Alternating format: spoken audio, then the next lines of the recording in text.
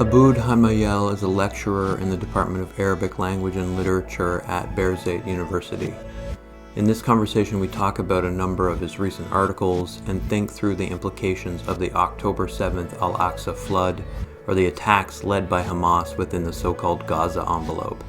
Aboud has written some invaluable pieces breaking down the assumptions people project onto Palestine in the West, on the complicity of the United States in particular in the ongoing annihilation of Palestinian society. Those essays are absolutely essential for thinking through and acting against the settler colonial violence being perpetrated in Gaza. The conversation here is relatively long but extremely focused. There's a concentration on what can be done, and that should be useful, but Aboud also offers a really rigorous theorizing of the foundations of occupation and settlement. He understands, because he lives in the West Bank, how the occupation affects life and politics in the West Bank. And that more complex picture of the politics of the West Bank is something I think we need to understand more thoroughly. The occasion, as it were, of speaking to you comes from the aftermath, the event of and aftermath of October 7th. So I feel like it makes sense to start there, but it also doesn't make sense to start there in a lot of ways. This is now a recursive thing. Israel wages war every couple of years now. It's a kind of constant state of war, especially since 2005. But, the October 7th Al-Aqsa Flood operation was a turning point for many reasons. You've written extensively about its implications, so I think it does make sense to kind of start there. There are two different ways that it's been talked about as Israel's 9/11, the extent of the casualties relative to the Israeli population, and maybe the more accurate depiction as a event that justified a scorched earth campaign of fighting terrorism without any real regard for the humanitarian consequences. The events of that Hamas-led military offensive are, as you've written, shrouded in controversy, but some things have to be true. Israel's expansive intelligence and detection apparatus faltered. The regime then sought to retake the so-called Gaza envelope by any means necessary. It's also used that attack on what it claims as its soil to use air power as a way to terrorize and punish Gaza. But you've written that there are also many ways in which October 7th still represents an important win for Palestinian resistance to occupation and slow death. Why? Why is that the case from your perspective? I mean, to put it simply, Scott, first of all, thanks for having me. But to put it simply, I think it's important for people to grasp the notion that for Palestinians, we are mostly under a perpetual war. I mean, it's not a war that makes it in the news or that is discussed like now we're discussing on the podcast. But generally speaking, it's a war of points. It's a war where you see, a new piece of land being taken, a wellspring being appropriated by the Israeli settler machinery. Um, every day you have somebody killed somewhere in the West Bank or Gaza. So this slow war that is meant to deter Palestinians, to manage their lives, to ensure that they remain obedient to the colonial regime and its hierarchization of people between the Jordan River, and the Mediterranean Sea, is endless. I mean, this is why I think part of your introduction and your question is essential to this, is that we live in this space of perpetual war where politics is absent, and I think that's where October 7th comes in. It's a yearning for some sort of politics, for Palestinians to be recognized as any other people in the world, to have some sort of dignified life where nobody else controls them, subjugates them, arrests them, applies different laws on them. It's that yearning that comes with the need or necessity for some sort of military action, and that's why I think it's also slightly different from this kind of 9/11 moment. Because a lot of people have spoken about October 7th as a form of revenge and retribution, and it could have some parts of it as that element, of course. This kind of primordial emotional drive to hold your colonialists accountable.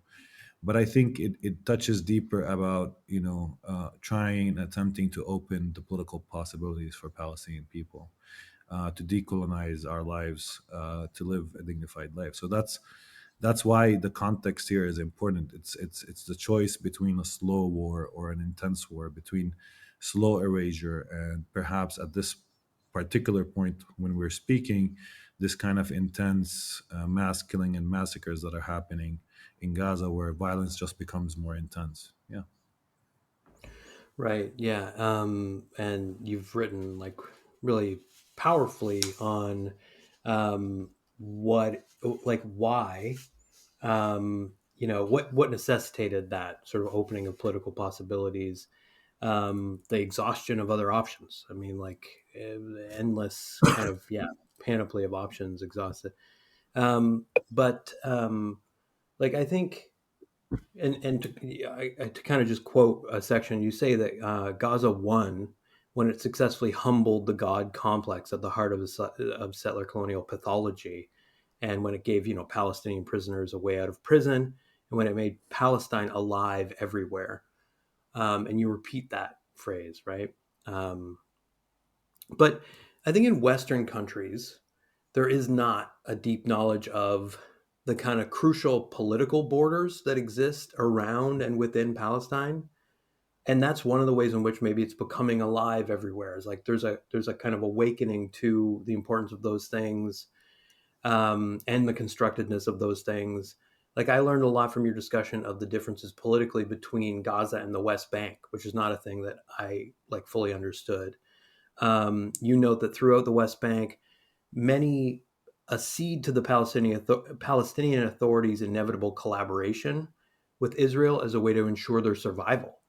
And you actually say that the West Bank lives in this majestic abode of tragic uncertainty, while Gaza breaks through the spatial settler colonial order and then suffers its wrath repeatedly. The way you outline that distinction again is like really helpful in a lot of ways, in the sense that it just says like the West Bank is a kind of post-political society in that sense, while Gaza is by definition almost a liberationist one. Could you just kind of elaborate on this from your perspective, like as a resident of the West Bank? Yeah. I Do you mean, think Israel's encroachment is changing things there right now? look, it's a very complicated history around this. I mean, it's not necessarily that Gaza is where all resistance happens. I mean, it has to be from the point of view of those who were colonized, historically speaking. Colonization, and specifically settler colonization, creates like two reactions to it, two basic primary reactions. People who see defiance and resistance as a way to salvate or to create a horizon that brings them out of this colonial relationship itself, or people who within the colonized society sometimes think that they could um, um, perhaps provide services, build alliance, or at least safeguard themselves and survive by choosing to cooperate or remain obedient. I mean, and this is not something that is particularly only in the West Bank. That is also the case in Gaza. I mean, a lot of voices in Gaza as well would have been against, any form of resistance against Israel Right. because they didn't want to suffer the wrath, or they want to find a solution for their daily life.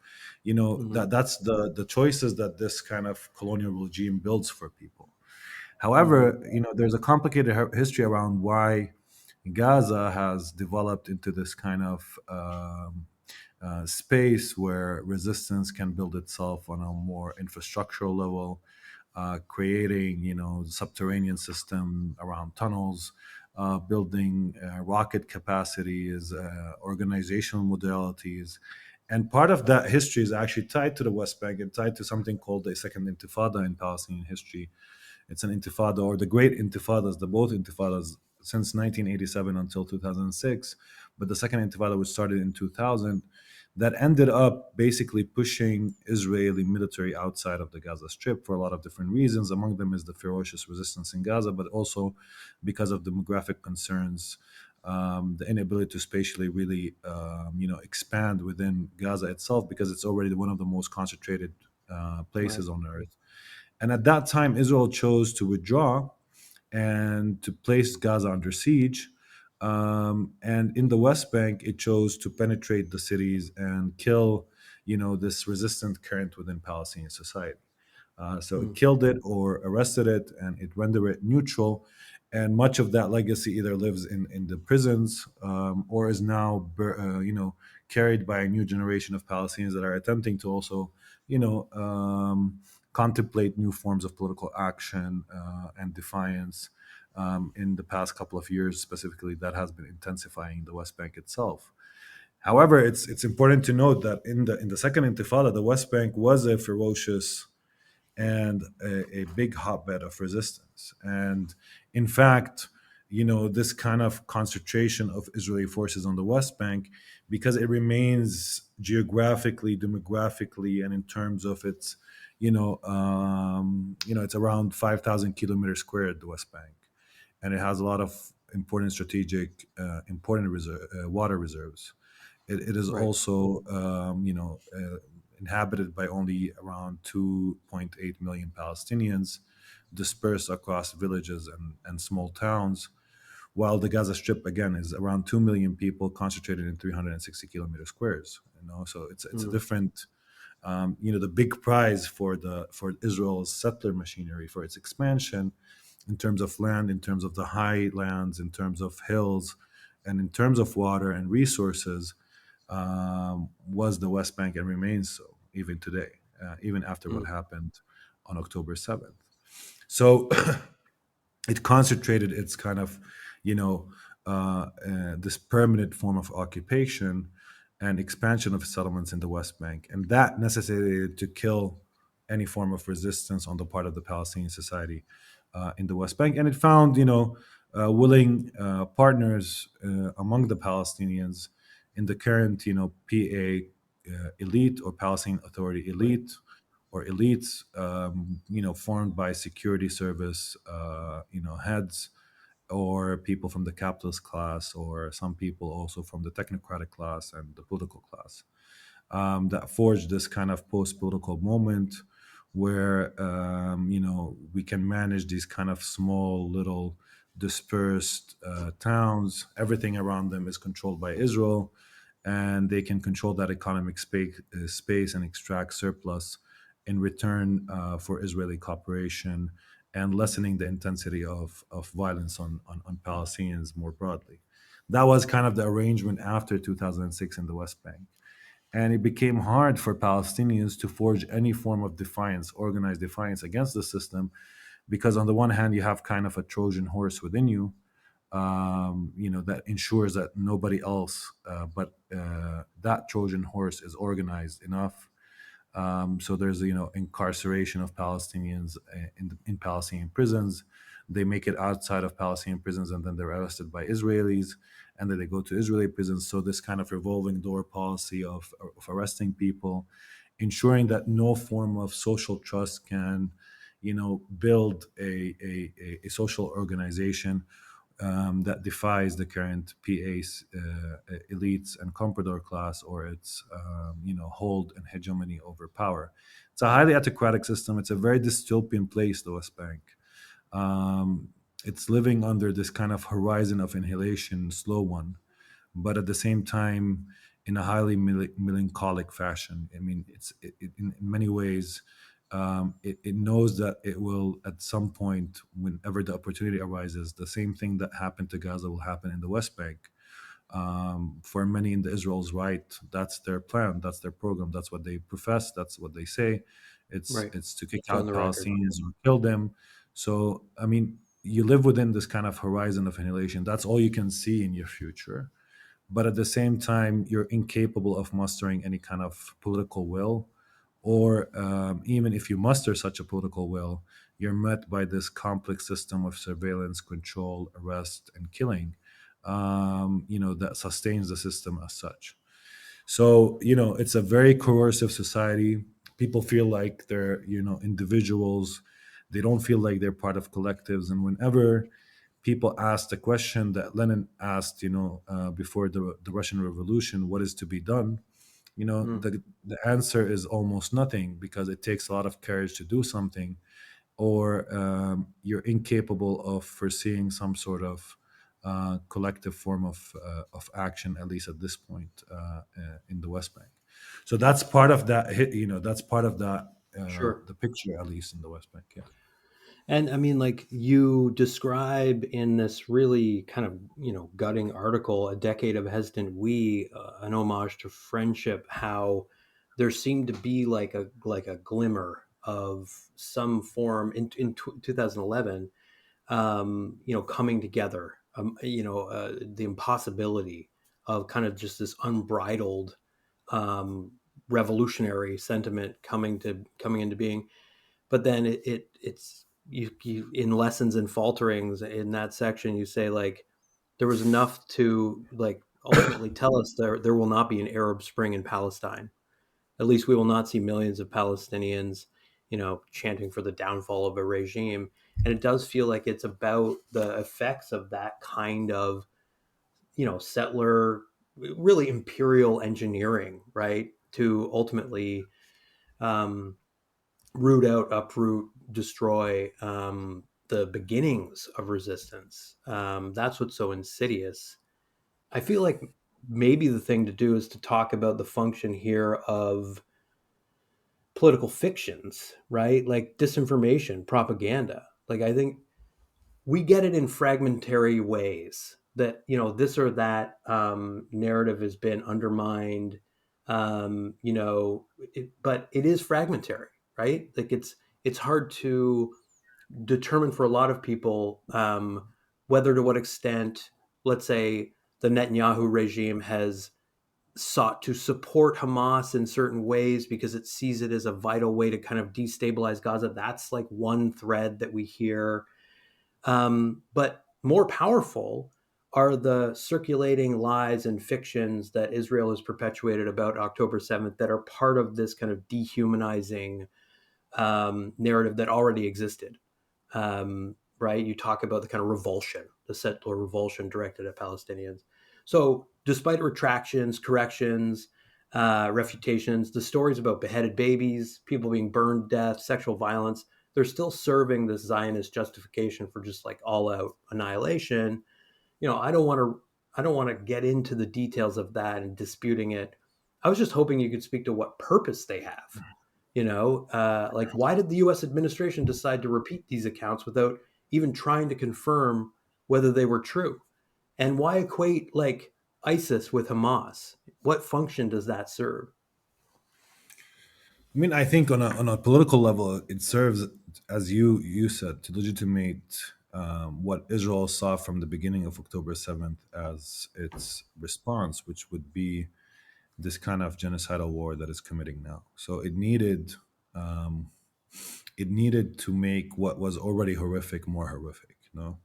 It needed Hmm. to sensationalize what happened on October 7th itself in ways that actually overplayed. I mean, this is what is also paradoxical about this, that even from like a settler colonial perspective, the settler doesn't represent themselves always as victims. I mean, even specifically with Zionist colonization, because Zionist colonization at least serves, historically speaking, as a rejoinder to Jewish victimhood and that memory of vulnerability that befell the Jewish people across centuries.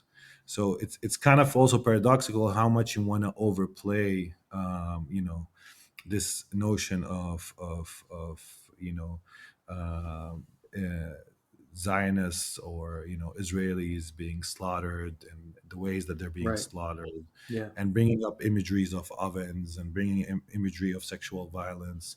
Of course, a lot of them are weak. I mean, we don't know. I mean, I'm not an investigator. I don't know what really happened in terms of every little detail. but at least from what people have gathered, you can cast doubt on a lot of these sensationalized stories, and it, yeah, it did serve to widen the possibilities of how Israel would go about in attacking the Gaza Strip, how it will ensure that it kills Gaza, it kills the city, it destroys the infrastructure, it massacres on a large scale, it massacres through this kind of techno, use of AI, through this Hmm. mass targeting system that it has devised.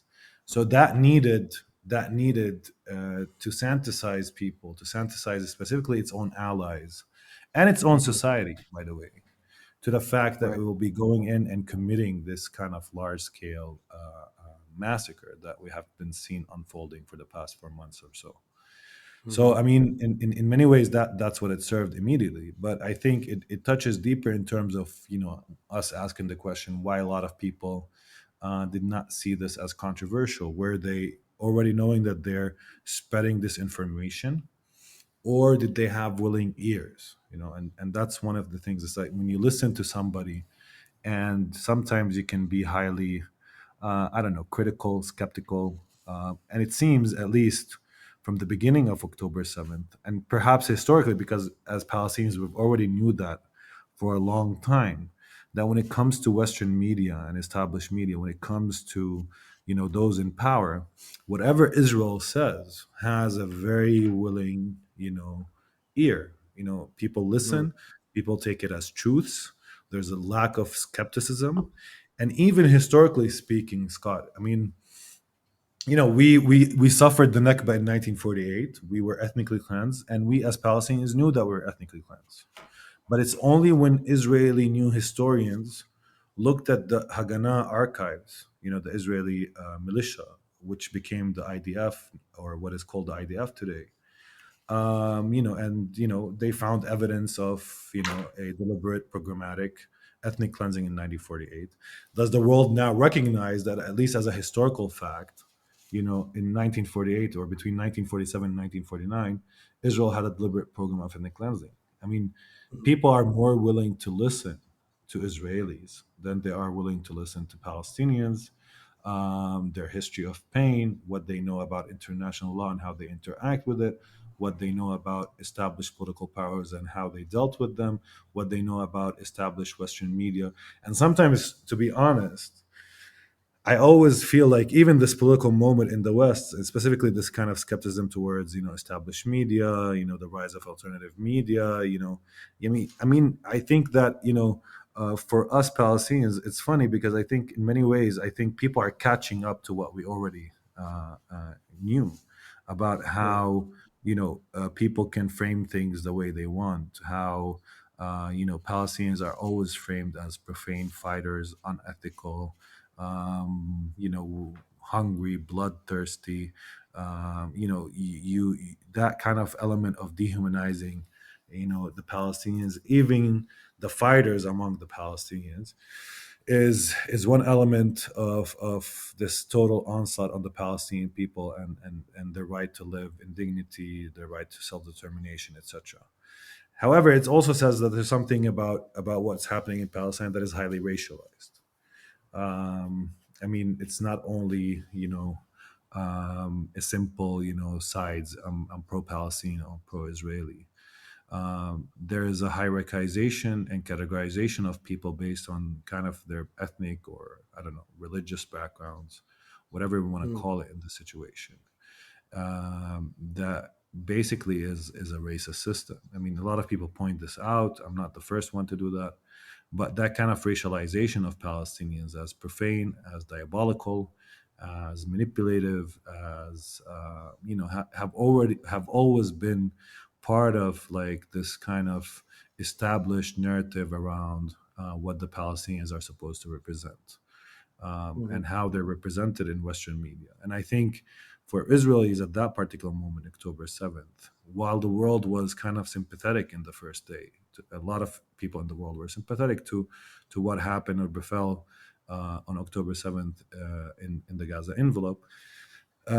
They used it and they overplayed it by feeding a lot of this disinformation, exaggerating what happened. Um, you know, despite the fact, I mean, any military expert will say that was a battle space. People were clashing.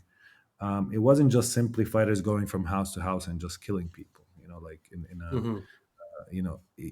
that wasn't necessarily how things really completely unfolded at the particular day. That doesn't mean that the fighters didn't engage in outright killings or massacres, but it does say that it wasn't just simple that this was an offensive attack that targeted, first of all, Israeli military infrastructure, the walls that separate the Gaza Strip from the Gaza Envelope, military bases, police stations, and then that there's this element that of Israeli civilians, many of whom also have military training, many of whom perhaps have fought back against these militants infiltrating their communities.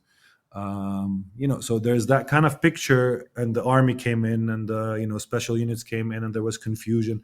So that narrative will come out later, and not Yeah. only in terms of this more gruesome form of disinformation that has been fed from the beginning days, but also in terms of a more concrete narrative, more accurate one, factual one, about what really unfolded and how it unfolded. Doesn't mean that it will completely absolve, or you will end up in a situation where Palestinian fighters who entered didn't do any harm to civilians. I don't think that that will be the case, but I think what will happen is that it will, provide a more concrete and less gruesome picture of what occurred. But again, propaganda here serves as an important tool to desensitize, people towards what has already now, after 4 months of speaking, unfolded in Gaza. The total destruction of the city. 70% of the built area was destroyed. All the infrastructure, the civil infrastructure that has been built for generation, has been destroyed. Complete displacement of around 2 million people, the killing of around 40,000 people. That has been happening in the past 4 months, and you needed a big chunk of propaganda to be able to do that, and to be able to allow the political space to open, specifically for your allies, and specifically for your own society, and specifically for those in the Western establishment that need to find a justification, a rationale for what you're gonna commit. Yeah, I mean, totally, like, to excuse the inexcusable, to make the joyful escalation of this somehow palatable, rather than like how it registers to me and many others, like sickening, right? Like, the just the wanton destruction of not just life, of course, life, but also like a society, like its universities, its hospitals, its infrastructure. Anyway, there's an incredible amount in what you just said. But it made me think about one moment in the piece you wrote on Adam Schatz's vengeful pathologies. In terms of like the actual site of the October 7th offensive, um, in this kind of frontier area, right? Like there's a section in that article where you talk about the importance of understanding Israeli society's distinct character, by which you mean its distinct militarization, especially in these frontier areas like the Gaza envelope. How is that also an important feature of like doing the work of understanding what happened on October 7th, why that particular area was attacked, how the strategy needed to unfold from the perspective of Hamas and the other groups that led that attack? I mean, that is not a thing that's 100% understood, in part because of propaganda. These tours, these free tours that Israel will offer, like celebrities and so on, to like come, they're like highly curated experiences of Israeli society. We don't see the other side, right? These kind of dissonances are now beginning to be understood, but I think to zoom in on the space of the frontier is helpful in terms of understanding what you call Israeli society's distinct character. Could you expand at all on that? I mean, yeah, historically speaking, I mean, when you build a settlement in a land that is inhabited by other people, you establish you know, settlements for a specific function. Sometimes it's settlements are meant to hold territory. They're meant as a security, also as part of the security system, as part of the monitoring system of the frontier areas. So I mean, these settlements that surround the Gaza, the Gaza Strip, they're not just settlements where communities all of a sudden, just popped up in a normal form of, expansion. Mm-hmm. They were designed by the Israeli state to basically be dotted across the Gaza Strip, confine its ability to expand in terms of land. And it's built actually on much of the villages that historically Palestinians from Gaza, who are the largest refugee population in the world, and it's the most dense place in the world, but also one of the places that has the most refugees. They come from these areas where this Mm-hmm. Gaza envelope has built. And these towns, these settlements, they function as a form of monitoring systems. They function as a form of exploiting the land for agriculture. They function as the old tower that looks and oversees. I mean, that is part of their security function. The same as in the West Bank. I mean, if you come to the West Bank, settlements are built on hilltops.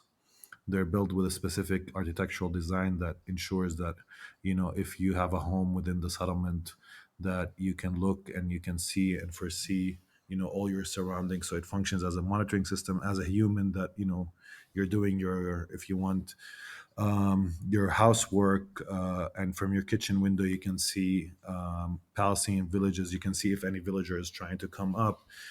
These are highly securitized, with a highly security function tied to specifically frontier settlements, specifically in places like Gaza or within the West Bank. So Mm-hmm. that's part of the situation that we're speaking of. Most of the communities around Gaza are small communities of kibbutznik and mushavim, which usually are small communities that have ties to large scale industrial agriculture, exploiting the land within that area,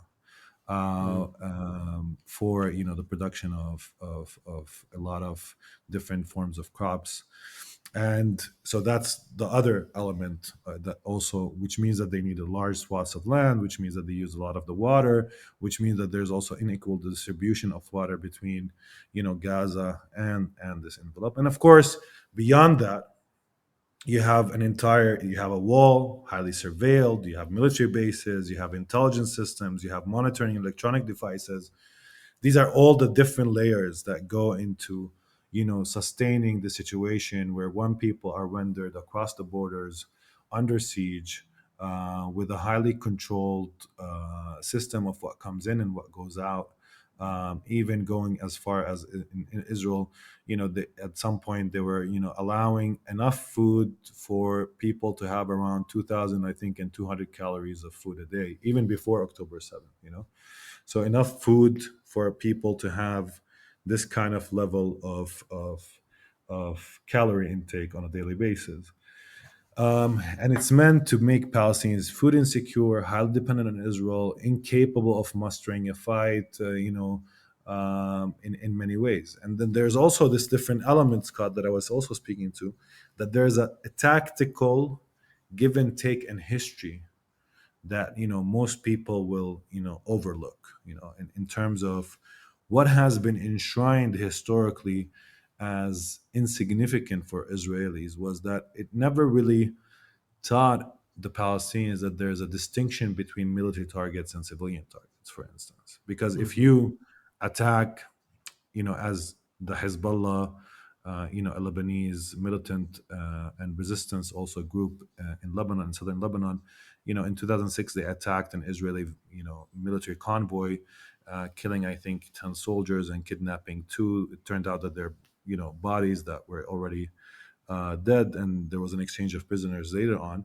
Israel launched a full-scale war on Lebanon in that Mm-hmm. case, and it also destroyed large swaths of Lebanon and created what is called the Dahya Doctrine. The Dahya Doctrine is like this large-scale doctrine which says that Israel can only maintain deterrence, that once it's faced by an operation or the killing of soldiers or otherwise, that we will launch this full scale attack utilizing its air power and will destroy the entire civilian infrastructure. So it actually, within its very framework and logic, is that the civilian and the civic space of the enemy is the main target, is the Yeah. main target for air, for their military operations. So that is also part of the layers. There's also a tactical give and take here, in Hmm. what happened on October 7th. There's that level of how Israel has avoided, a battle in the past. Hmm. It has, the last battle it conducted was in 2014. Then it confined itself to a strategy of air control, air power, without actually engaging with the resistance fighters in Gaza, even on the terrain of Gaza itself. They did not enter Gaza since 2014, and the campaigns in 2007 and I think 2018 and 19 and 21 and I think 22, they were all air power or firepower from a distance. So, Israel Right. was going into this mode of fighting that took out the battle from war. Um, and I think for Palestinian resistance, seeing that type of development over the past almost 10 years, they had they were looking, okay, what else can we do? And the only thing that they can do is, instead of them coming and having the battle, maybe um, uh, we should be the one that bring the battle to Israel itself. And that's where Al-Aqsa Flood also comes in. It comes as part of that history of this tactical and strategic interaction that was happening between these actors across the years. So, I Hmm. mean, I think for me, I mean, when I responded to Adam Schatz's piece, because Adam Schatz was building, this kind of, I mean, I wasn't challenging a lot of what he was saying on their own grounds. I do think that there's vengeance involved. I do think that there's historical vengeance involved. I do think that people who, became refugees and lost their land will have a lot of, hatred and anger. And, I'm not trying to dismiss that, the psychoeffective, if you want, elements of any form of war and any form of violence and its outbreak. But I do think that it goes beyond that. I think that there's that strategic interaction that we're talking about, this tactical history that we're talking about, that there's element of attempting to opening the political space, and that this is not only a vengeful pathology, that in the heart of it, for us, resistance has this hopeful element to it because it breaks and deforms the colonial system. Right. Now, it doesn't necessarily succeed in achieving or attaining decolonization whenever you have these moments of collective defiance, whether organized or whether, it's more spontaneous, or whether it's, whatever forms they take. But what they do manage to do is they deform the existing status quo.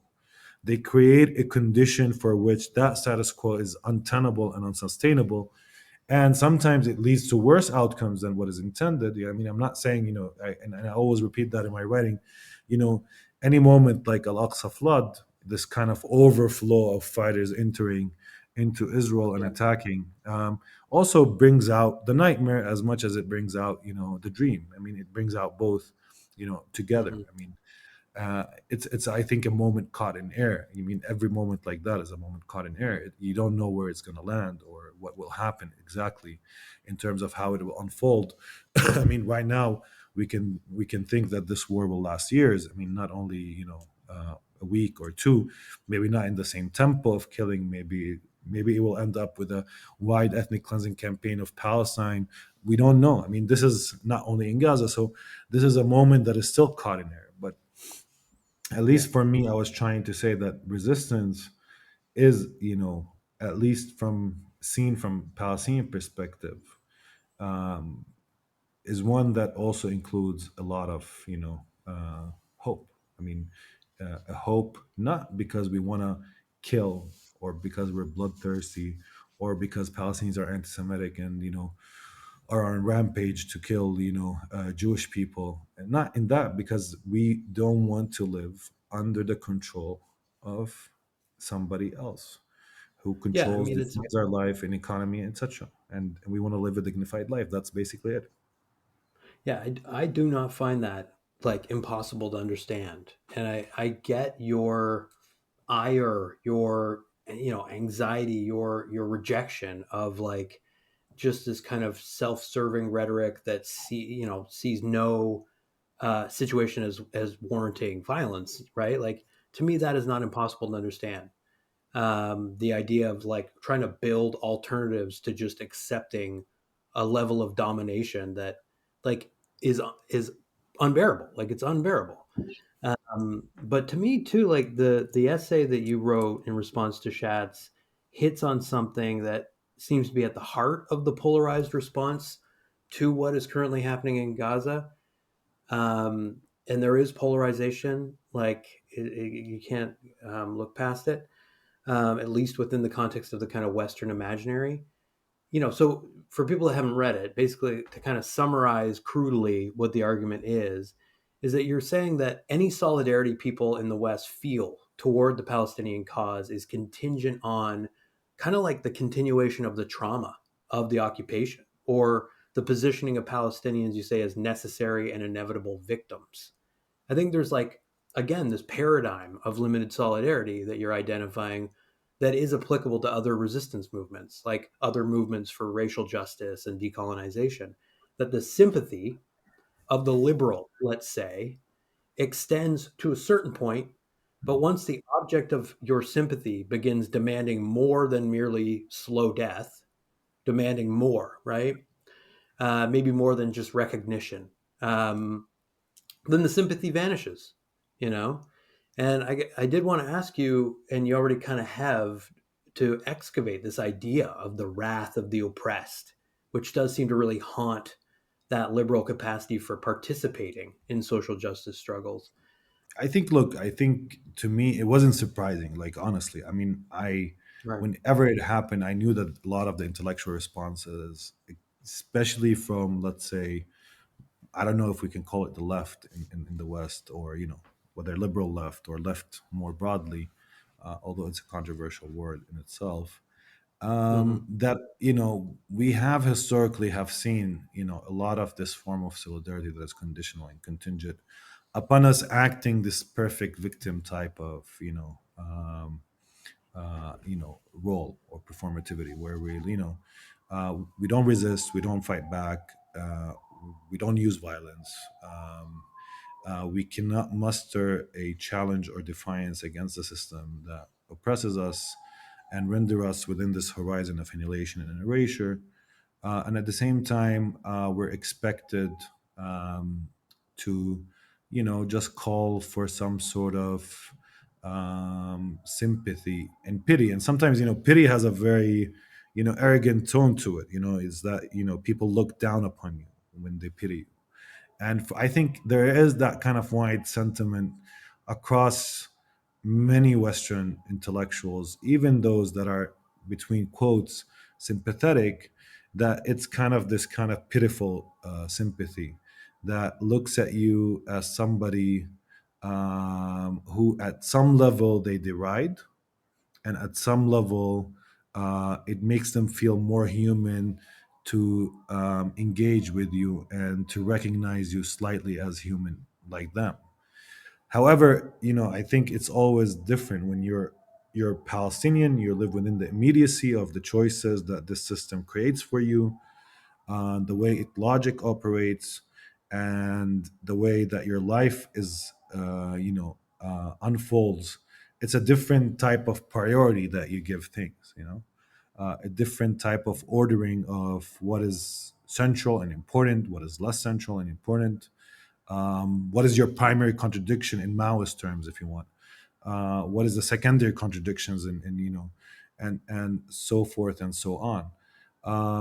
And I think for me, looking at a lot of the responses to October 7th, I did find that there was this kind of paradigm missing. That I felt that many Palestinians in the West, I live in the West Bank, who work perhaps as intellectual and academics, are more accomplished and have a good view of also what's happening in Palestine. It was a scary moment for them And I think a lot of them also didn't want to write in response or try, or feel that they're accused of justifying things or legitimated things.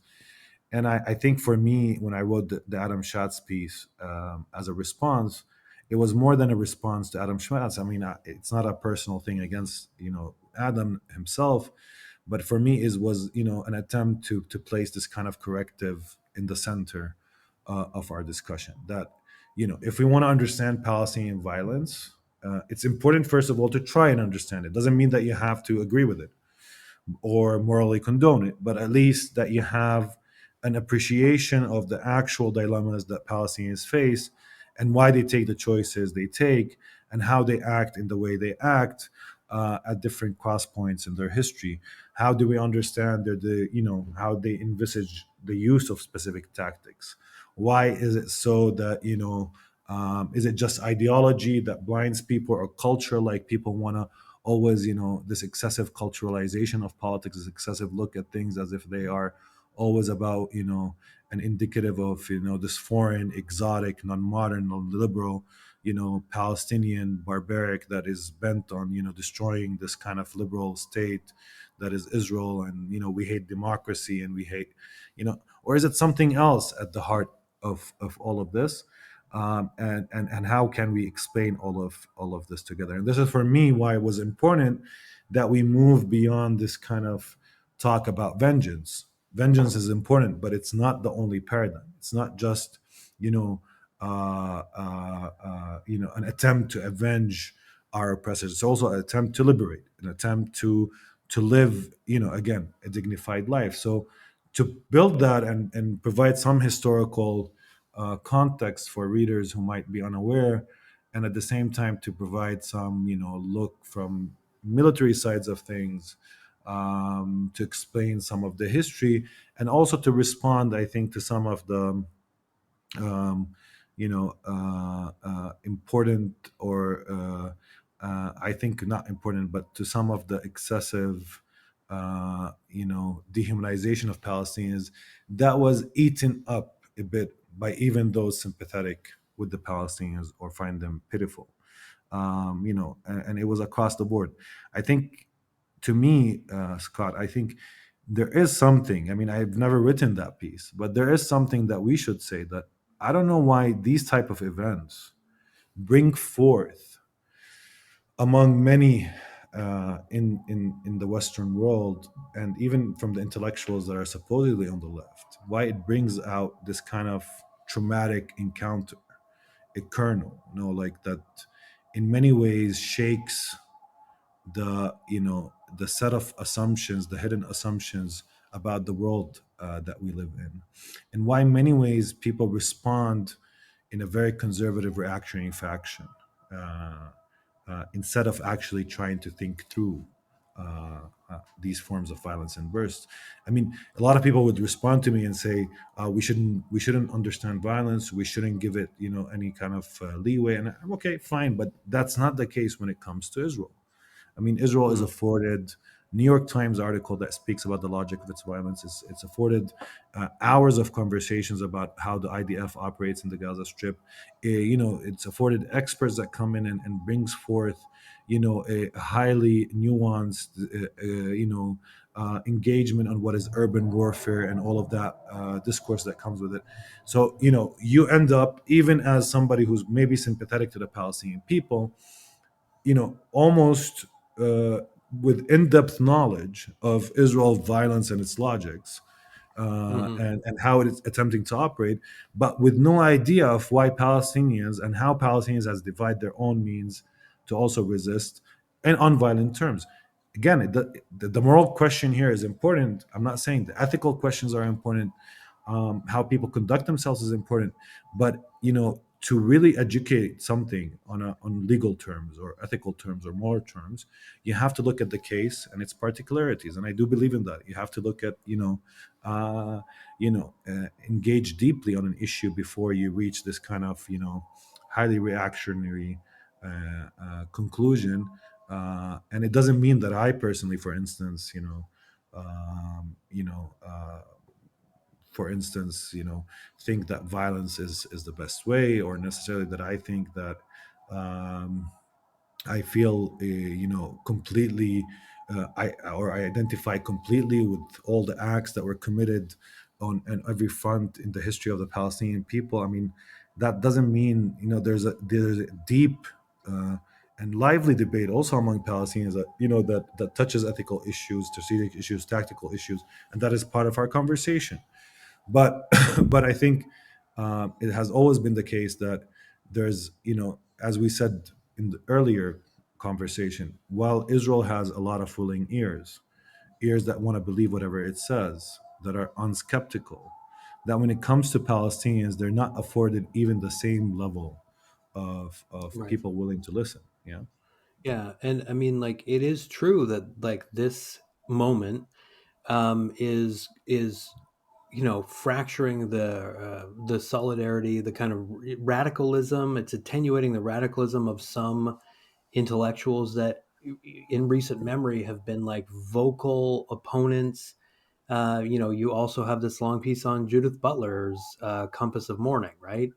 And I was really surprised at her argument in that piece, because I've spoken with her on this podcast specifically about the kind of dehumanizing and the denial of mourning or mournability to Palestinians. And in that conversation, she talked about how there is long and protracted grieving in Palestine. We don't see it, and that has consequences. She talked about how the Israeli claim that it is attacked unprovoked is absolute absurdity. Like, it's complete nonsense. The notion that it's attacked unprovoked, that there aren't conditions under which it would be retaliated against.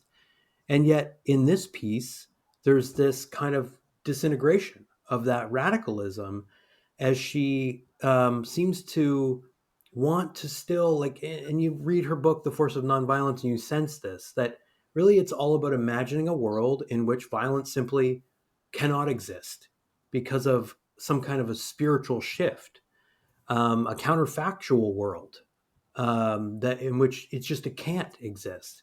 And like that absolutely is limited when it comes to understanding the conflict here. um, so it's mystifying to me how she can imagine that mourning can serve as this, as you say, departure strategy from violence. Like, sure, I wish it could, I hope it can, but your argument is identifying the ways in which there are like very significant material barriers to that being realizable. In particular, just the fact of time, right? Some have the time to mourn, some live under a constant state of siege and can't. So when you talk about the collective state of perpetual deferral of mourning the Palestinians experience, I'm reminded of Shireen Sakali, who just spoke to me for the podcast about how like Palestinians plan for the future despite the absence of a future, right? It's like there's a war on the past, present, and future that makes it impossible to mourn. And yet, Butler seems to not understand that. Why was the essay so ambitious? And what prompted you to respond to Judith Butler's Compass of Mourning? Well, look, I think, I mean, to be fair to Butler, I think elsewhere she recognizes. I mean, even in her essay, she recognizes that Palestinians are denied the right to mourn. Like she Right. places it there. I mean, to me, I mean, there's, mourning is, is loaded psychoanalytical term, and we can go, I mean, in terms of like its history and how Freud dealt with it, and I mean, I don't want to go into that, but I think that there is some level of an ability to equalize within the Butler's piece on the Compass of Mourning. To Hmm. me, it was always unclear while reading the article whether she's speaking about a form of, solution to Israelis and Palestinians. So they're mourning, we're mourning.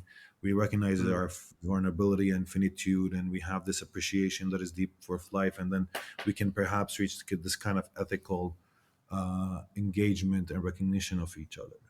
And I think that one of the elements that for us, I mean, it's always been the case.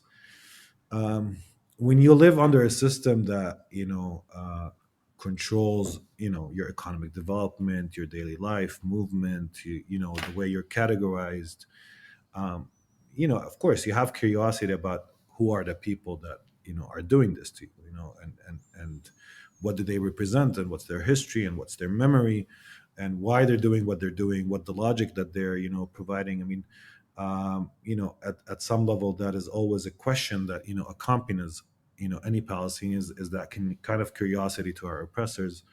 And in fact, in some ways, there's an attempt to figure the human within this kind of oppressive face. Like, you're always attempting to see human, because you see somebody who controls you. You're almost always, I mean, Fanon brings this up as well, you're almost always, you build them up to be these mythical creatures that can control you and defeat you and harm you, etc.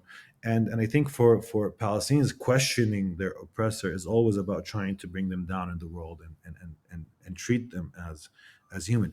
So that kind of relationship is as if we're looking up, we're looking up to this kind of total system that controls, and the people behind it. And then as the more deeper you look at it, you always find your oppressors, these colonizers, as in fact highly insecure. And that part of our experience is actually looking at this insecurity, and sometimes even ridiculing it, and making fun of it, even though that insecurity is the one that is also highly lethal, and kills us. But it's important to also note that, at least when it comes to the question of death and killing and mourning, I mean, we're already born in a highly vulnerable situation. I mean, this is not the bourgeois subject of Freud that has this experience of losing somebody, and then afterwards recognizes his own finitude, and maybe find some humility through this kind of loss. Understands that life is not kind of this endless temporality, but has a definite finish, and that interpolates death in his life, and it brings him closer to living a life where you can proclaim your own death before you die.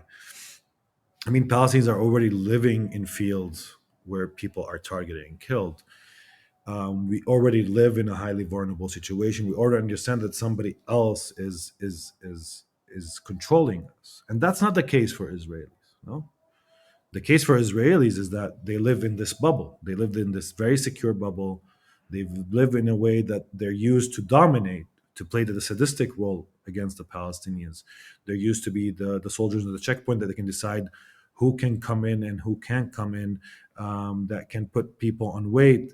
That's their experience when it comes to how they relate to the Palestinians, that they're in a position that is highly different. It's a position that renders them, or makes them perhaps believe at sometimes, that they're invulnerable, that they live an invulnerable form of life. And I think that is also central, at least for me, and this is the paradox of it all, is that when the colonizers, generally speaking, defy and resist, even through violent methods, they're either trying to call on the humanity on the other, and this is like more Levin's, from Levinas, where the face-to-face encounter, and being able to recognize each other on some level. If you're going for this kind of nonviolent type of strategy, where your own pain becomes this cry in front of the face of the other, and perhaps he will see you as human, and perhaps he will unlearn his own oppressive form of ideology that sustains the system.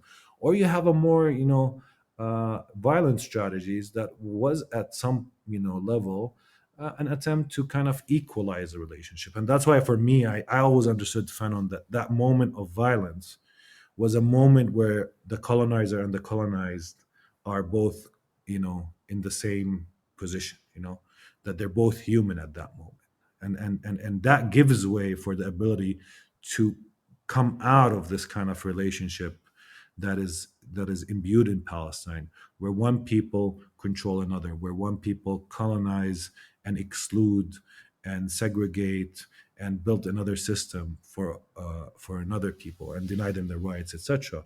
It's that kind of violence has that liberatory potential because it brings this kind of invulnerable human, even if it's self-proclaimed, down to earth, but also kind of raises up, the colonized, and gives him or gives her the trust, the power of his own agency, and the ability to feel his own power through the use and utilization, at least, of violence. Now, I wasn't trying to argue through Fanunian terms, but I think what is important for me, and why I see it important, is that if we're going to make a compass about mourning, it's important to understand that Palestinians have very little capacity to mourn. Again, because you don't have that conal refuge where you live, you're back to the normalcy of your life. Death is just so recurrent, so intense, that you're always in a process of either losing somebody or fearing the anxiety of losing somebody else. And in here, maybe we can say that this is a collective human issue. Like it's not only particular to Palestinians. That we're always fearing somebody being lost. That we cry the farewell and bid farewell to people we love even before they bid us, their final goodbyes.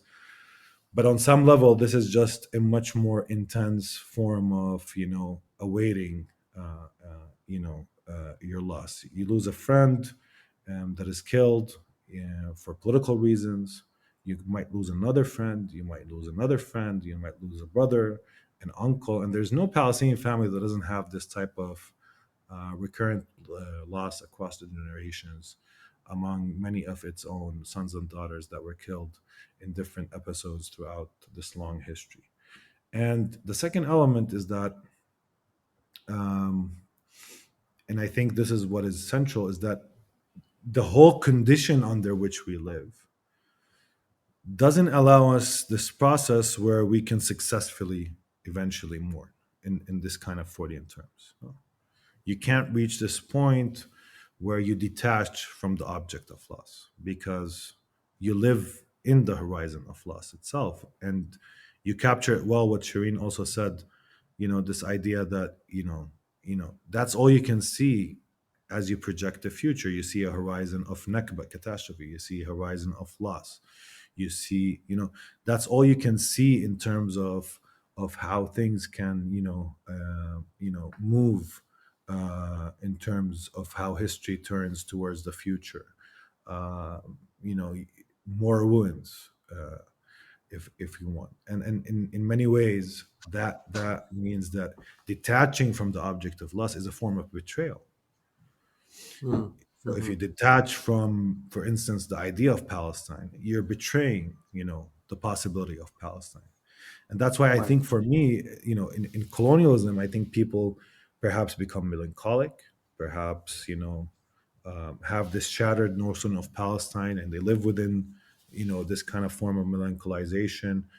Some perhaps fall in love with loss itself. It doesn't mean that they want to reclaim Palestine necessarily, but they sustain it and live by making it spectral and shattered, but still some notion, or they attempt this form of more defined resistance that attempts to reclaim Palestine in the hope that we can actually initiate and start the process of mourning. I mean, that's what the article was about. I don't know if like I laid it out well enough, but yeah, that's the I mean, you certainly did, and there's all kinds of like obviously kind of echoes or reverberations between the response to Schatz and the response to Butler. In some ways, you're responding to two aspects of the same sort of reductive reasoning.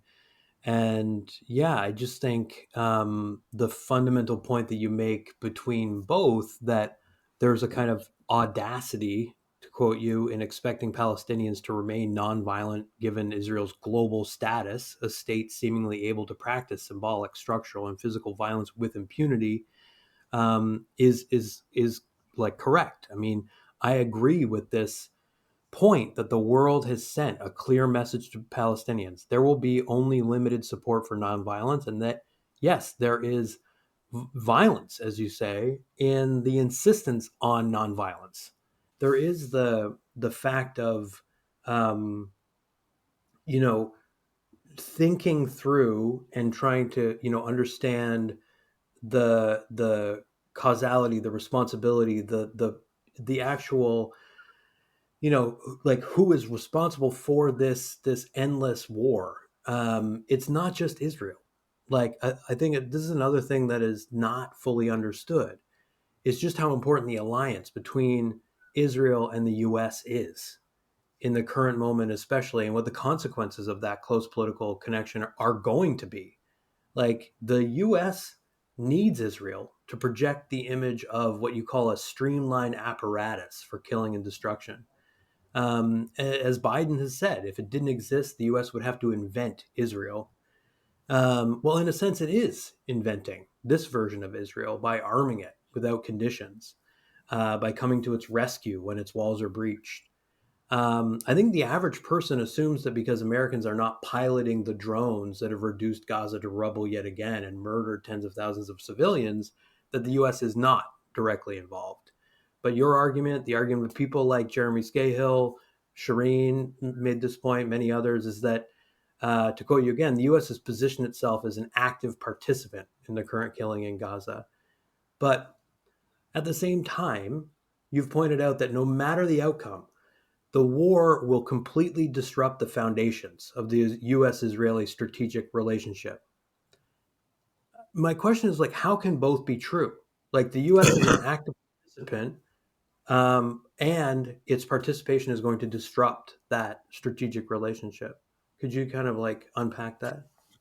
I mean, from a very purely, I mean, there's a lot of, one of the problems with dealing with the U.S. Israeli relationship is that, there's a lot of theories around it, and they're very conflicting and contradictory. Mm, At least from a Palestinian point of view, whether it was Great Britain or France or the U.S., there is something about the presence of Israel and the building of empire that is highly entangled and tied.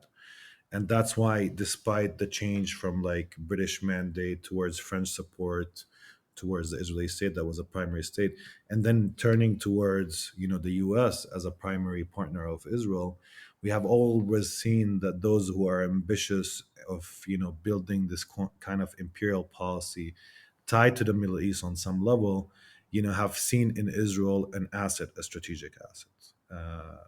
One that perhaps is described by many as the largest U.S. aircraft carrier, but on land, and that can sustain the divisions in the Arab world. In the Arab leftist tradition, there is that insistence of viewing Israel as one that prevents the unity of the Arab world, prevents the rise of a sovereign nation state, or perhaps a sovereign nation that unifies Arabs, whether it's Greater Syria or whether it's the Arab world, of looking at Israel as part of like the divide and conquer strategy in the region, of how you extract this kind of primary resources like oil, and how you sustain the system of alliances within the region.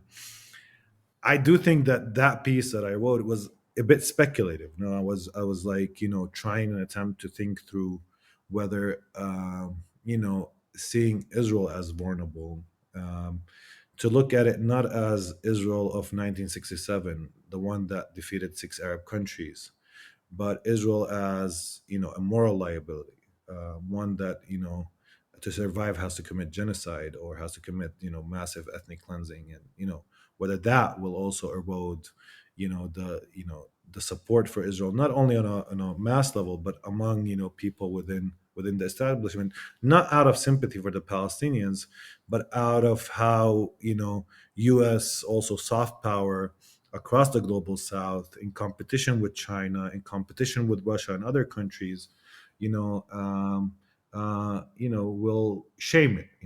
Now a lot of people that saw an American position vis-a-vis Ukraine a principled moral position will point out that America is at least can be accused of being hypocritical when it comes to its support of Israel and its war on Palestine.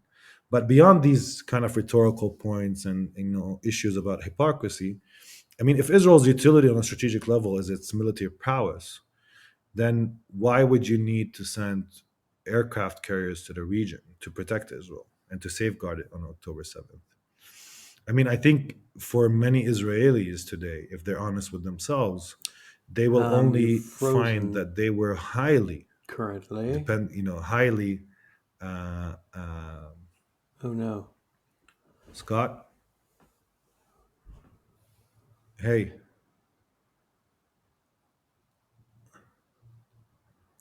I You lost you froze for a there. second. Yeah, I Yeah, froze. it Yeah. blipped out for a second What was the there. last thing I said? Or The last thing you said was, if the strategic purpose of Israel is yeah, based in its military prowess, why would you have to send aircraft carriers to protect it effectively, right? This yeah, deployment of NATO forces in particular, right, to kind of yeah. buffer it from Iran, I guess, and these kinds of things. Yeah, Yeah. I mean, you needed that type of immediate support for Israel. I think if Israelis are honest with themselves, they will find that this war exposed how dependable they are on the U.S. Hmm.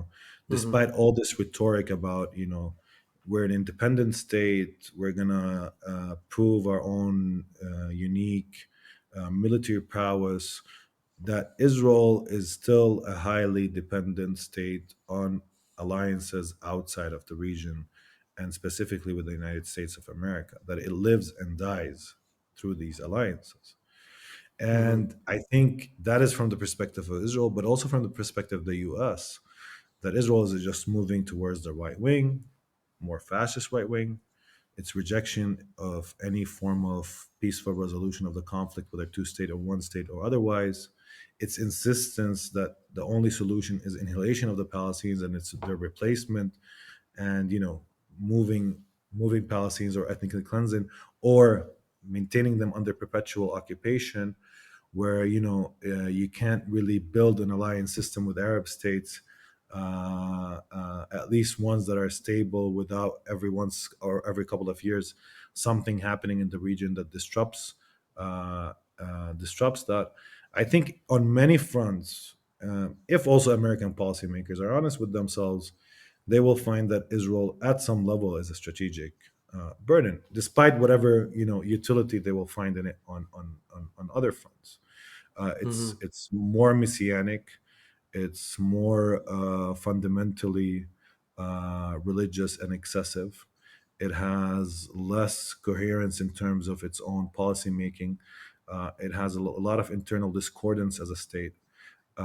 It's highly dependable on an American aid and American military prowess as well.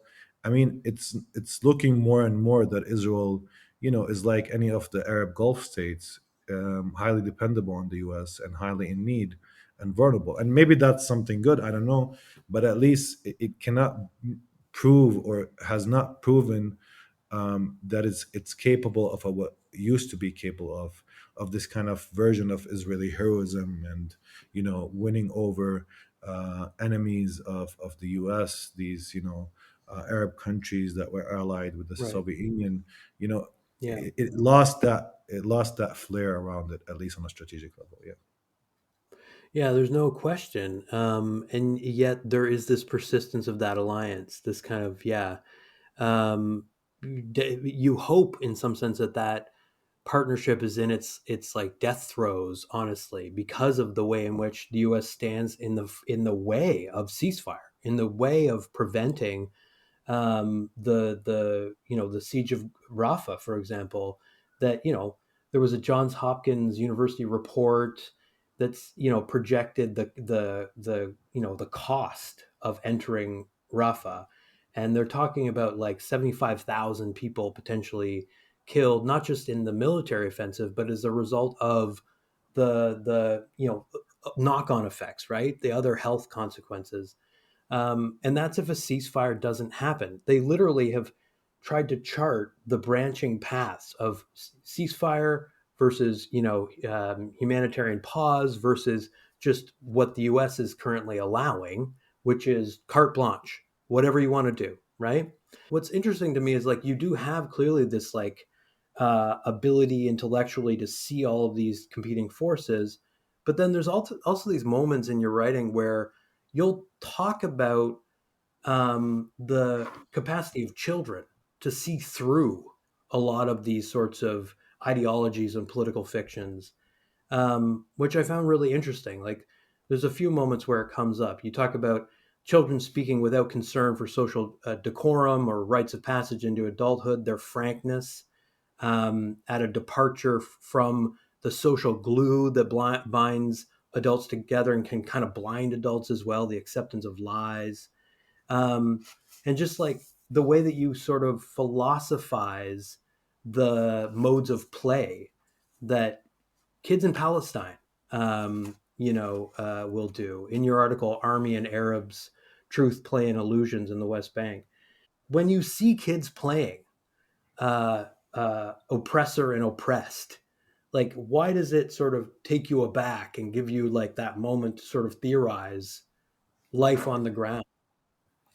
Well, it's part of my childhood experience, to be honest, as well. I mean, we used to Right. play when I was very young, Arab and armies, and it's Arab and Israeli armies. So some Mm-hmm. some some of us would play the role of the soldier, and some of us would play the role of Arabs. And clashes will happen, and then we'll have, like, I don't know, a funeral as well, and then you have people get arrested, and it depends how the play is enacted, but it's kind of performativity of what already is in reality, but also in terms of play.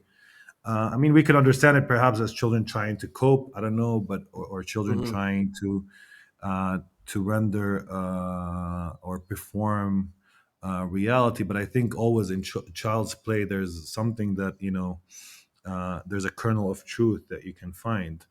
And what Mm-hmm. astounded me is that this new generation in the West Bank is playing Arab and armies, but is including government as well. It's including this kind of like Right. uh, PA in the middle. So there's like this kind of three roles that are now being included, and it's a highly simple, uh, uh, you know, simple take of reality of what they see in terms of this kind of dual systems of oppression that are tied at some level, but that appear to people as a form of duality between having the Palestinian security agent that also you see at some level as somebody who's oppressing you, and collaborating with the Israeli soldier, and that children still cherish the role of the defiant and the disobedient. But I think for me, Mm-hmm. children more broadly, you know, uh, are a symbol of disobedience on a lot of levels. I mean that's why most parents, they tend to say no to children all the time, because children want to do things that the parents, feel, that they shouldn't. I mean, sometimes for a lot Mm-hmm. of good reasons, like they might kill themselves if they do it. Sure. Yeah, but I mean, we end up. I mean, we're raising children. We're always telling them, no, don't do this, don't do that. Trying to follow them around as they run, and they have a lot of this burst of energy as they speak truth without knowing the consequences, and to me, I think that on some level, for me, forms of resistance are always tied to disobedience, to this kind of like you know transgressing rules and norms, even if it's not fully conscious, Mm-hmm. or even if it's just being or playing child play. And that in this form of transgression, children appear as capable of telling truth, Mm-hmm. transgressing rules, not being aware, acting and asking questions, and pointing with their fingers at everything and asking why is that what it is, Mm-hmm. and so bridled curiosity, unbridled curiosity, ability to speak truth. I mean, so for me, child was always appears to me as also figures of disobedience, and that's why we're always attempting to make them these perfect adults. And I always tell my students in university here at Birzeit in Ramallah, at Birzeit University in the West Bank, that because I teach philosophy, so I start from this position, is that um, have you noticed since your childhood that your questions have lessened? that Mm-hmm. you know, as you grew up, you think you have some sort of understanding of reality, and that's why I try and attempt to bring children in the fold, and perhaps because I'm still searching for my own inner child as well. I don't know. Yeah, I'm sympathetic to that. I think there's real value in that. There's this sociologist who talks about the difference between an adult consciousness and a child's consciousness, that as adults, we tend to focus in this really spotlighted way. Like we're just intently focused on the specific task. Whereas kids, it's more like a floodlight. It's just like everything all at once. And there is potential in that, that sort of relationship to the world. You're going to see things that others miss, probably, and you're going to see openings where others didn't, probably. So I think, yeah, there's tons of value there. But yeah, it's been, an incredible, just like extremely illuminating talking to you. And I appreciate you speaking to all of these ways in which, like, there are obviously overwhelming forms of structural domination, but then there are also these moments, clearly, as you've outlined, that show how that colonial system is insecure. It can break, it can deform, it can be ridiculed, it can be performed in ways that show its absurdity. And I think, yeah, there's just, I recommend people read your work too, because all of this is in there as well. Thanks so much. Thanks a lot, Scott, for having me. Thanks.